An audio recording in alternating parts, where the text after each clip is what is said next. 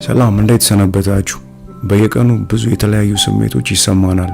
ደስታ፣ ሐዘን፣ ቁጣ፣ ድብርት፣ ምንም ስሜት ባይሰማን እንኳን ያ በራሱ ስሜት ነው። ብዙ ጊዜ ስሜታችንን ልብ አንለውም፣ ነገር ግን በአእምሮና አካላችን ላይ ከፍተኛ ተጽዕኖ ያሳድራል። እናም ያለ ምንም እርዳታና እገዛ ስሜታችንን መቆጣጠርና መግዛት በጣም ከባድ ሊሆን ይችላል። ለዚህም ነው የዛሬውን የቲቦ ሙይስ ማስተር ዩር ኢሞሽን ስሜቶን ይቆጣጠሩ የሚለውን ድንቅ መጽሐፍ ይዤላችሁ የቀረብኩት። በዛሬው የመጽሐፍ ቅምሻችን ስሜትህን መረዳት ለምን እንደሚያስፈልግ በጥልቀት ትማራለህ። በምትናደድበት ወቅት አለማመዛዘን ከባድ የሚሆነው ለምን እንደሆነ ከዚህ መጽሐፍ ሚስጥሩን ወደ ኋላ እንደርስበታለን። ስሜትህን በተሻለ መንገድ እንዴት መረዳት እንደምትችል ሙሉ ዕውቀቱ ይኖርሃል። ይህን ማወቅ መጥፎ ስሜቶችን በትክክለኛ መንገድ እንድታስተናግድ ያግዝሃል። አስታውስ፣ ስሜቶች ጠላቶች አይደሉም፣ አንተን ወደ ጠንካራና ደስተኛ ሰው እንድትሆን የሚያግዙ ረዳቶችህ እንጂ። በዚህ ቪዲዮ እስከ መጨረሻው አብረኸኝ ከሆንክ ከስሜቶች ጋር እንዴት ጥሩ ጓደኝነት መመስረትና በሕይወት ደስተኛ ለመሆን እንዴት እንደምትጠቀምባቸው ሙሉ ዕውቀቱ ይኖርሃል። በቅድሚያ ግን ይህንን ጠቃሚ ቪዲዮ ለብዙዎች እንዲዳረስ ቪዲዮን ላይክ እና ሼር በማድረግ እንጀምር። ይህ ቻናል ከተመቻችሁ ደግሞ ሰብስክራይብ ማድረግ ይቻላል። በመጨረሻም ይህንን መጽሐፍ በአማርኛ የምትፈልጉ ብቻ ከታች ባለው የቴሌግራም ሊንክ ጻፉልኝ። ማስተር ዩር ኢሞሽንስ ስሜቶን ይቆጣጠሩ በቲቦ ሙይስ። ምዕራፍ 1 How your survival mechanism affects your emotions ስሜትና የመኖር ትግል። የዛሬ ህይወታችን ከቀደምት አባቶችና አያቶቻችን በእጅጉ የተለየ ነው። ዛሬ ላይ ለምግብ በዱር ውስጥ እንስሳትን ማደን አያስፈልገንም፣ ምክንያቱም በቀላሉ ከገበያ መግዛት እንችላለን። ከዱር አራዊት መደበቅና መፍራትም አያስፈልገንም፣ እነሱ እኛ ድረስ ሊመጡና ሊጎዱን አይችሉም። ምንም እንኳን እነዚህ ለውጦች ቢኖሩም አሁንም በአደጋ ውስጥ ማለፋችን አልቀረም። አደጋ ውስጥ እንዳለን ሲሰማን ከአደጋ የመዳን ዘዴ በውስጣችን ብቅ ይላል። ይህ ዘዴ ከአደጋ ለመሸሽ ኃይል ይሰጠናል። አሉታዊ ክስተቶችን ከአዎንታዊ ጉዳዮች የበለጠ ለማስታወስ እንሞክራለን። በድሮ አያቶቻችን ዘመን አሉታዊ ክስተቶች ብዙውን ጊዜ አደገኛ ውጤት ያስከትላሉ። ለምሳሌ አንድ ጎሳ ካገለለህ በህይወት የመትረፍ ዕድሉ በእጅጉ ይቀንሳል። ምክንያቱም ማን ከአራዊት ጥቃት ይጠብቃል? ደግሞ ምግባቸውን እነማን ያካፍለዋል? ዛሬም እንዲሁ ነው። አሉታዊ ክስተቶች ለህይወት አስጊ ባይሆኑም እንኳን ስሜታዊ ጭንቀት ይፈጥራሉ። ለህይወት የሚያሰጋ አደጋ ባይኖርም አሁንም መጥፎ ስሜት ይሰማሃል። ጓደኛ ካንተ ጋር መነጋገር ሲያቆም ታዝናለህ። እነዚህ አሉታዊ ስሜቶች አባቶቻችንን በህይወት እንዲተርፉ ረድቷቸዋል። ራሳቸውንም ከአደጋ የሚጠብቁበትን ዘዴ እንዲያበጁ አግዟቸው ነበር። ነገር ግን ዛሬ ላይ ብዙም አይጠቅሙንም። አለቃ ስራን ቢነቅፍ ወይም ጓደኛ ካንተ ጋር ማውራት ቢያቆም ይህ የህይወትና የሞት ጉዳይ አይደለም፣ ግን ምቾት የሚነሳ የስሜት ህመም በውስጥ ይፈጥራል። ይህንን ምቾት የሚነሳ ስሜት ለማስወገድና ደስተኛ ለመሆን ይህንን አሉታዊ ስሜት መልሶ መዋጋትና መጋፈጥ ያስፈልጋል። ምክንያቱም ደስተኛ መሆን ህይወትን በእጅጉ የማሻሻል ኃይል አለው። ዶፓሚን በተለምዶ የደስታ ሆርሞን ወይም ኒውሮ ትራንስሚተር የሚባለው ሲሆን ከስሜት ጋር በእጅጉ ይያያዛል። ይህ ሆርሞን አስደሳች ነገሮችን ስታደርግ በአእምሮ ውስጥ ይለቀቃል። ለምሳሌ የምትወደውን ጥሩ ምግብ ስትመገብ፣ ከምትወደው ሰው ጋር ስታወራ፣ ብቻ አንተን ደስ ከሚልህና ከሚያስደስትህ ባህሪ ጋር የተገናኘ ሆርሞን ነው። በአጭሩ ደስ የሚል ስሜት እንዲሰማ ያደርጋል። ዶፓሚን ሰዎች ጥሩ ስሜት እንዲሰማቸው ስለሚያደርጋቸው ብዙዎች ይህንን ሆርሞን ባሉታዊ መንገድ ይጠቀሙታል። ከመጠን በላይ መመገብ፣ ወሲብ ወይም ሱሰኞች ሊሆኑ ይችላሉ። ማንኛውም አይነት ሱስ ደግሞ ለጤና በጣም ጎጂ ነው። ለምሳሌ አስተሳሰባችሁ በቁሳዊ ነገሮች ደስታን ማሳካት ከሆነ አዲስ መኪና ወይም ስልክ የምትፈልገውን ደስታ ይሰጣል። በዚህም በአዲሱ መኪና ወይም በአዲሱ ስልክ ትጠመዳለህ። ግን ደስታው የሚቆየው ለአጭር ጊዜ ብቻ ነው። ቁሳዊ ነገሮች ስለማይለወጡ ብዙም ሳንቆይ ይሰለቹናል። ይህን በቁሳዊ ነገሮች ደስታን ፍለጋ የሚደረግ ከንቱ ሙከራ ሄዶኒክ አዳፕቴሽን ይባላል። ይህ ጊዜያዊ ደስታ ለአጭር ጊዜ ቢቆይም እሱን እንድታሳድዱት ያደርጋል። ሁላችንም በተወሰነ ደረጃ የደስታ እርከን አለን። ከሰው ወደ ሰው ግን ሊለያይ ይችላል። አንዳንድ ሰዎች በተፈጥሮ ደስተኛ ሲሆኑ፣ ሌሎች ደግሞ ገለልተኛ ሆነው ይቆያሉ። የደስታ ደረጃ ከፍ የሚለው የዶፓሚን ነርቭ አስተላላፊን የሚቀሰቅስ ነገር ስታደርግ ነው። ቀደም ሲል ያነሳነውን ምሳሌ ብንመለከት አዲስ መኪና ወይም ስልክ መግዛት የደስታ ደረጃ ላይ ጭማሪ ያመጣል። ነገር ግን በመጨረሻ ወደ ቤዝ ላይን ወደ ታች ይመለሳል። ይህ ማለት ደስታን ማሳደድ የለብህም ማለት ነው። ምክንያቱም ሁሌም ከፍ ባለ የደስታ ደረጃ ላይ ልትሆን አትችልም። ደራሲ ሶኒያ ሉዊ ደስታ እንዴት በሚለው መጽሐፉ 50 በመቶ የሚሆነው ደስታ ከዘር የሚተላለፍ ሲሆን 40 በመቶ የሚሆነው በውስጥ ከሚካሄዱ ነገሮች ማለትም ሐሳብና ስሜት ጋር ይያያዛል። የተቀረው 10 በመቶ ከውጫዊ ነገሮች እንደ ቁሳቁስ ወይም የሥራ እድገት ማግኘት ጋር ካሉ መሰል ጉዳዮች ጋር ይያያዛል። ከዚህ የጥናት ውጤት እንደምንረዳው ደስተኛ መሆን የአንተ ምርጫ መሆኑንና በአንተ ላይ በሚደርሰው ወይም ውጫዊ ነገር ላይ የተመሰረተ እንዳልሆነ ማወቅ አለብህ። እውነተኛ ደስታ ከውጭ ሳይሆን ከውስጥ ወደ ውጭ የሚፈስ ወንዝ መሆኑን ልብ በል። ስለዚህ ደስታን መፈለግ አቁም፣ ደስታ በውስጥ ነውና። ምዕራፍ 2 The Nature of Emotion የስሜት ተፈጥሮ። ስሜትን በአግባቡ ማስተናገድና መቆጣጠር አሳሳች ነገር ነው። በተለይ አሉታዊ ስሜቶችን በተገቢ መንገድ መረዳትና መቆጣጠር የበለጠ አሳሳች ነው። ስሜትን መቆጣጠር የሚቻለው ስሜት ጊዜያዊ እንደሆነና እንደሚያልፉ በመረዳት ነው። ቁጣ ወይም ብስጭት ምንም ያህል ብትሞክር ለመቆጣጠር ከባድ የሆኑ አሉታዊ ስሜቶች ናቸው። ነገር ግን እነዚህ ስሜቶች ጊዜያዊና እንደሚያልፉ መረዳት በቀላሉ እንደነዚህ ያሉ መሰል አሉታዊ ስሜቶችን በተገቢው መንገድ ለማስተናገድ ይረዳሃል። ለምሳሌ ሳራ ተናዳለች፣ ምክንያቱም ከእንቅልፏ ዘግይታ ስለነቃች። ይህ ማለት ሻወር ወስዳ ለብሳ ቁርሷን እስክትመገብ ድረስ የሥራ ሰዓቷ ይሄዳል። ይህ የብስጭት ስሜት ቶሎ አይጠፋም። ራሷን መረጋጋት እንዳለባትና መበሳጨት እንደሌለባት ብትናገርም ይህ ዘዴ ግን ሁልጊዜ አይሰራም።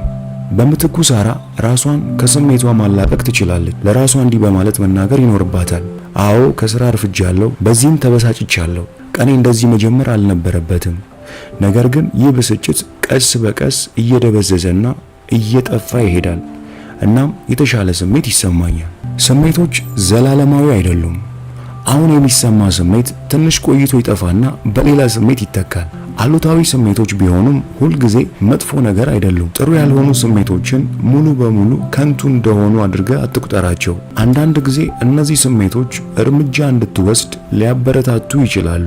የውድቀት ፍርሃት ስሜት በሚቀጥለው ጊዜ ጠንክረ እንድትሰራ ሊገፋፋ ይችላል። የምትወደውን ሰው በሞት ማጣት አሁንም በህይወት ያሉትን ሰዎች እንድትወድና እንድታደንቅ ጊዜም እንድትሰጣቸው ሊያደርግ ይችላል። አሉታዊ ስሜቶችን ለመቋቋም የምትታገል ከሆነ ቀደም ባሉ ጊዜያት ያጋጠሙ አስቸጋሪ ሁኔታዎችን አስታውስ። ምንም ያህል መጥፎ ስሜት አሁን እየተሰማ ከሆነ ይህ ስሜት እንደሚያልፍ እወቅ።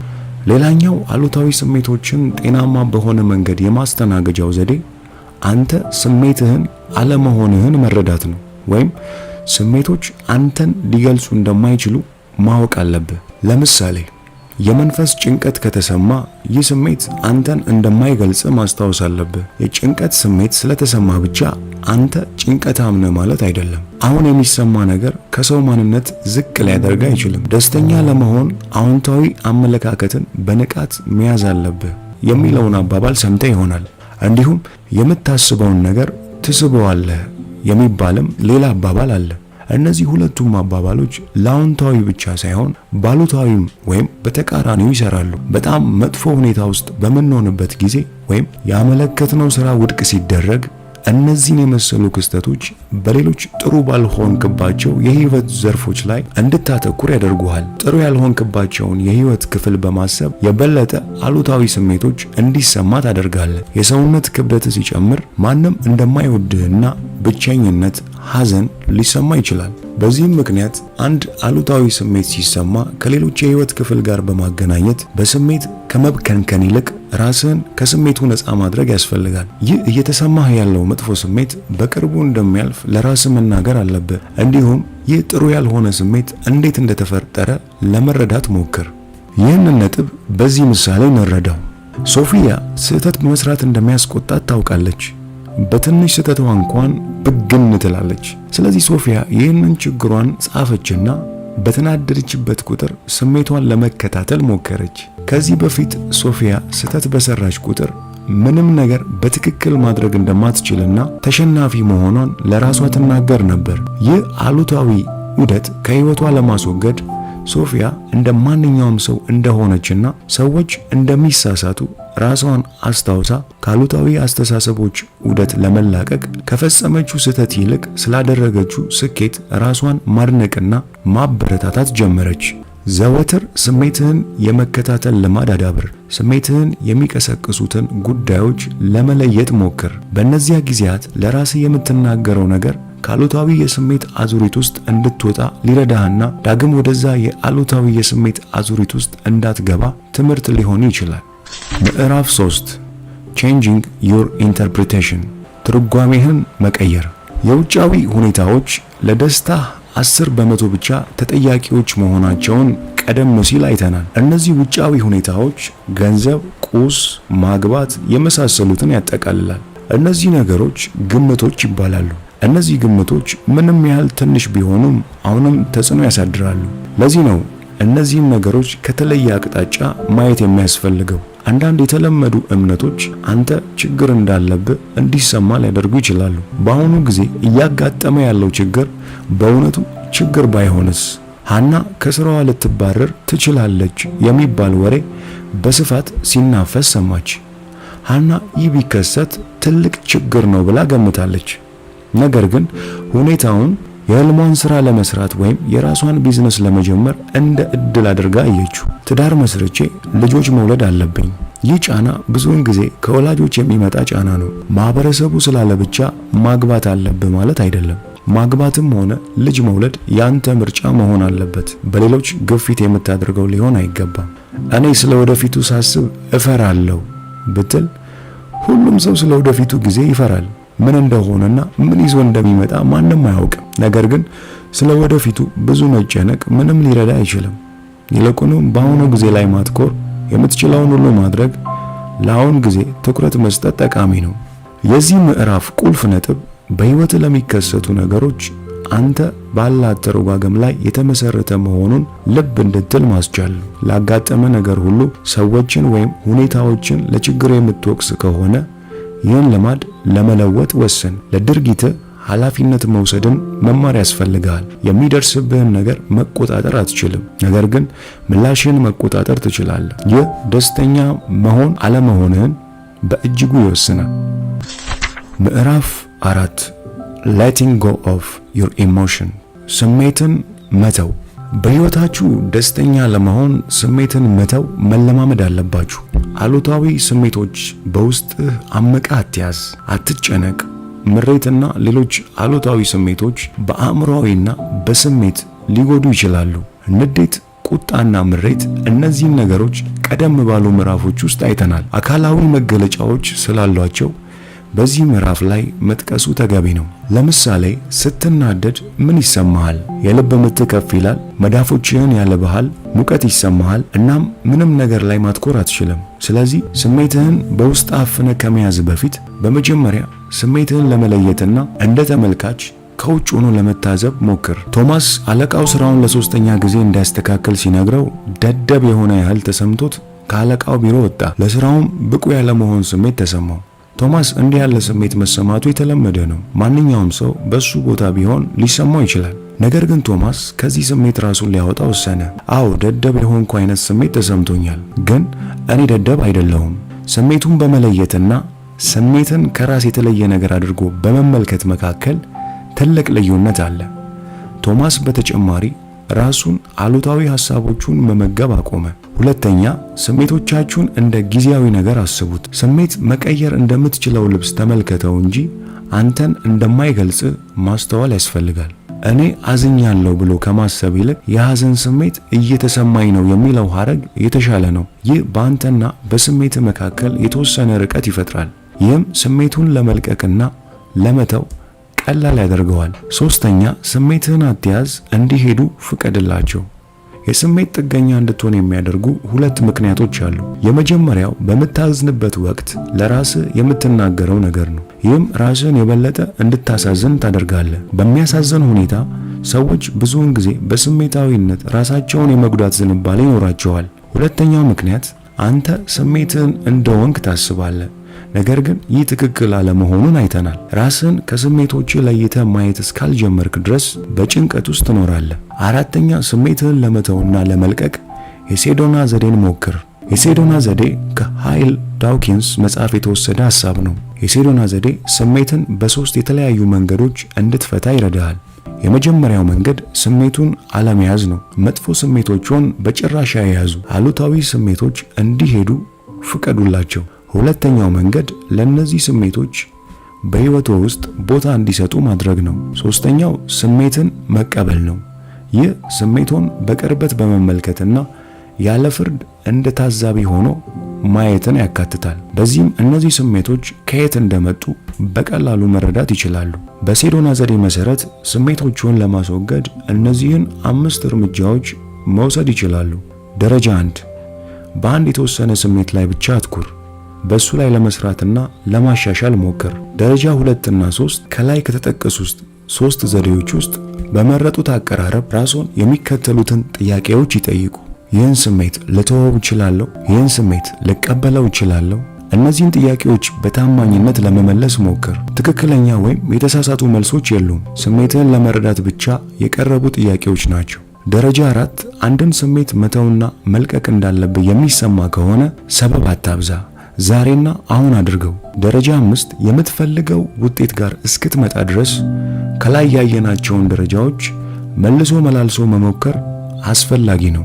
የሴዶና ዘዴ ምንም እንኳን ቀላል ዘዴ ቢመስልም ሞክረው። እናም ስሜቶችህን በየቀኑ መተው ተለማመድ። ምዕራፍ 5 How emotions can guide you in the right direction። ስሜቶች ወደ ትክክለኛው አቅጣጫ እንዴት ነው የሚመሩን? ስሜቶች ጊዜያዊ ናቸው ማለት ህይወት ላይ ምንም ለውጥ አያመጡም ማለት አይደለም። ማንም ሰው በህይወት ውስጥ ምቾት እንዲሰማው ወይም ደስተኛ መሆን የማይፈልግ የለም። ነገር ግን አንዳንድ ጊዜ እነዚህ ስሜቶች ምልክት ሊሆኑ ይችላሉ። ስሜቶች መልእክት ይልኩልሃል እና እነሱን ችላ ማለት የለብህም። እስቲ ይህንን ነጥብ በምሳሌ ለመረዳት እንሞክር። አስቴር ሁልጊዜም ጭንቀታም ናት። ምንም ነገር አያስደስታትም። ስራዋንም ሆነ ግንኙነቶቿ ለሷ አስደሳች አይደሉም። በዚህም ምክንያት አስቴር አንድ ቀን ካለችበት ስፍራ ወደ አዲስ ከተማ ለመዛወር ወሰነች። ይህ በእያንዳንዱ አዲስ ቀን አስቴርን ደስተኛ የሚያደርጋት የህይወቷ ምርጥ ውሳኔ እንደሆነ አድርጋ ነበር ያሰበችው። በዚህም ምክንያት አስቴር በማታውቃቸው ትንንሽ ነገሮች ውስጥ ደስታን አገኘች። ስሜትን በሚገባ ለመረዳት ራስን በጥልቀት ማወቅን ይጠይቃል። አስቴር ስሜቷን ችላ ብትል በህይወቷ ውስጥ እንዲህ ያለ አስፈላጊ ውሳኔ በጭራሽ አታደርግም ነበር። በህይወቷ ውስጥ የሆነ ነገር መለወጥ እንዳለባት ታውቅ ነበር። እናም በህይወቷ ደስተኛ አለመሆኗን ለመቀበል ፈቃደኛ ባትሆን ይህ አሁን የወሰነችው ውሳኔ ይዞላት የመጣውን ደስታ ማጣጣም ባልቻለች ነበር። ራስህን ማወቅ ሐሳብና ስሜቶችህን እንዲሁም ልማድና ባህሪህን በጥልቀት ለመመልከትና ለመረዳት በእጅጉ ጠቃሚ ነው። ራስህን የምታዳምጥ ከሆነ በአዎንታዊ የአእምሮ ሁኔታ ውስጥ ነህ ማለት ነው። ምዕራፍ 6 Recording your emotions። ስሜትን መመዝገብ። ስሜትን መመዝገብ ዓላማው ምንድን ነው?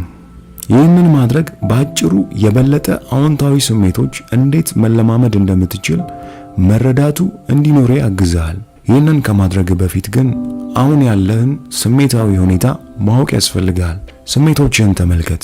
ለአንድ ሳምንት ያህል በየቀኑ የሚሰማን ስሜት ለመመዝገብና በንቃት ለመከታተል ሞክር። ይህንንም ለማድረግ በጣሽ ወረቀትና እስክሪብቶ ልትጠቀም ትችላለህ። ከ1 እስከ 10 ደረጃ በማዘጋጀት ስሜቶችህን በደረጃ ለማስቀመጥ ሞክር። 1 በጣም ጥሩ ያልሆኑ ስሜቶችን የሚወክል ሲሆን 10 ምርጡ ስሜት ሲሰማ የምትሰጠው ደረጃ ነው። ሆኖም በእያንዳንዱ ሳምንት መጨረሻ ላይ ይህንን ለማድረግ ደብተር ወይም ወረቀት መጠቀም ትችላለህ። በመጨረሻም ለሚሰሙ ስሜቶች ከጀርባቸው ያለውን ምክንያት ለማወቅና ለመረዳት እንዲሁም ምክንያቶቹን በግልጽ መጻፍ ይኖርብሃል። የአሉታዊ ስሜቶችን ምክንያቶች በማስታወስ ለነዚህ ስሜቶች የምትሰጠውን ምላሽና መረዳት ለመገንዘብ ሞክር። ይህም ምን ያህል ከእውነታ ጋር የሚቀራረብ እንደሆነ መርምር። አሉታዊ ስሜት ሲሰማ ይህንን ስሜት ለማቆም ምን እንደምታደርግ ወይም እንዳደረግ ጻፍ። ይህ ስሜት የተፈጠረው ድንገት ነው ወይስ አንተ አልተው ባልከው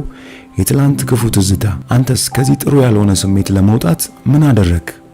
ባዘጋጀው ወረቀት ላይ ጻፈው። በሚቀጥለው ጊዜ ይህ አሉታዊ ስሜት ሲሰማ ምን ለማድረግ ወሰንክ? በዚህ መልክ ስሜትን መዝግቦ መያዝ ሁለት ጥቅሞች አሉት። የመጀመሪያው በሳምንቱ መጨረሻ ስለ ስሜቶች የጠለቀ መረዳት ይኖርሃል። ይህም የበለጠ አዎንታዊ በሆኑ ስሜቶች ውስጥ እንድትቆይ ምን ማድረግ እንዳለብህ ዕውቀቱን ታገኛለህ። ደስተኛና የተሻለ ስሜት እንዲሰማ ምን ማድረግ እንዳለብህ መንገዱን ትረዳለህ። ሁለተኛ፣ አሉታዊ ስሜቶችን ማስወገድና አስደሳች ስሜቶች ላይ መቆየት እንድትችል ይረዳሃል። ማጠቃለያ፣ በመጀመሪያ ስለ አሉታዊ ስሜቶች ተማርን። እነዚህ ቅድመ አያቶቻችን በህይወት እንዲቆዩ የረዷቸው የመዳን ዘዴ አካል ናቸው። እነዚህ አሉታዊ ስሜቶች ዛሬ ላይ መልካቸውን ቀይረው አሉ። ስለዚህ በንቃት መዋጋት አለብህ፣ ምክንያቱም ደስተኛ እንዳትሆን የሚከለክሉ ስለሆኑ። በመቀጠል ደስታህ በምትሰራውና በምታስበው ላይ እንጂ በአንተ ላይ በሚሆነው ነገር ላይ የተመሰረተ አለመሆኑን አውቀሃል። ሁለተኛ፣ ስሜቶች ጊዜያዊ እንደሆኑ አይተናል። ይመጣሉ፣ ይሄዳሉ። ስለዚህ ራስን ከነሱ ነጥለ ማየት የምትችልበትን ጥበቦችን ቀምሰሃል። መጥፎ ስሜቶች ሲሰሙ ይህን አስታውስ፣ ያልፋሉ። አንተም እነሱን ማሸነፍ ትችላለህ። ሶስተኛ ያየነው ደስታህን ሌሎች ካንተ ከሚጠብቁት ነገር ጋር ከማገናኘት ተቆጠብ። ደስተኛ ለመሆን ይህን ማድረግ አለብህ፣ እንዲህ መሆን አለብህ፣ ይህ ሊኖር የግድ ነው የሚሉትን ቅዠት ከአእምሮ ለማስወገድ እስካልወሰንክ ድረስ ደስታን በፍጹም ልትለማመድ አትችልም። በአራተኛ ደረጃ ያየነው ስሜትህን አካብዳ አትመልከት። እንደ ሶስተኛ ወገን ከውጭ ሆነና ራስን አውጥተ የሚሰማን ስሜት ለመታዘብ ሞክር። አንተ ማለት ስሜትህ አለመሆንህን ተረድተሃል። በአምስተኛ ደረጃ ያየነው ስሜቶች መልእክት ሊሆኑ ይችላሉ። ይህም ያለበትን ሁኔታ እንድትቀይር ወይም በህይወት ውስጥ የሆነ ነገር መለወጥ እንዳለብህ ሹክ እያሉ ሊሆኑ ይችላል። ስለዚህ ሁልጊዜ ስሜቶችን ችላ ማለትና መተው አይገባም። ለምን ይህ ስሜት ተሰማኝ በማለት ራስህን ለመጠየቅና ለመመርመር ሞክር። ስድስተኛ ስሜትህን መከታተል ነው። ደስተኛ ለመሆን የሚረዱህን መንገዶች ፈልግ። ሁልጊዜም አስታውስ፣ ስሜቶች አንተን አይገልጹህም። እኔ ደስተኛ አይደለሁም ከማለት ይልቅ የደስታ ስሜት እየተሰማኝ አይደለም የሚለው አገላለጽ የተሻለ መሆኑን ተረዳ።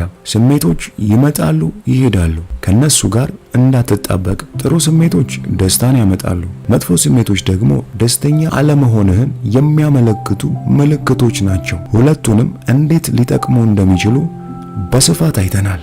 ይህንን የኦዲዮ መጽሐፍ ማጠቃለያ ስላደመጣችሁ ከልብ አመሰግናለሁ። ስሜትን ለመረዳት ይህ የመጽሐፍ ቅምሻ ጠቃሚ ግንዛቤዎችን እንደሰጠ ተስፋ አድርጋለሁ። ስሜትን በተሻለ ሁኔታ ለመረዳት ስሜትን መቆጣጠር እንዳለብህ አስታውስ። ስሜትን መቆጣጠር የበለጠ ደስተኛ ለመሆን የሚያስችል ጠንካራ እርምጃ ነው። እነዚህን ግንዛቤዎች ጠቃሚ ሆኖ ካገኛችሁት ኮመንት ላይ ጻፉልኝ።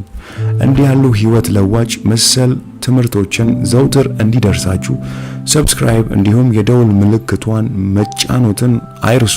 በዚህም አዳዲስ ቪዲዮዎችን በመለቅበት ጊዜ ይደርሶታል። ሁሌ እንደምለው አዲስን ነገር መስማትና መናገር እንልመድ።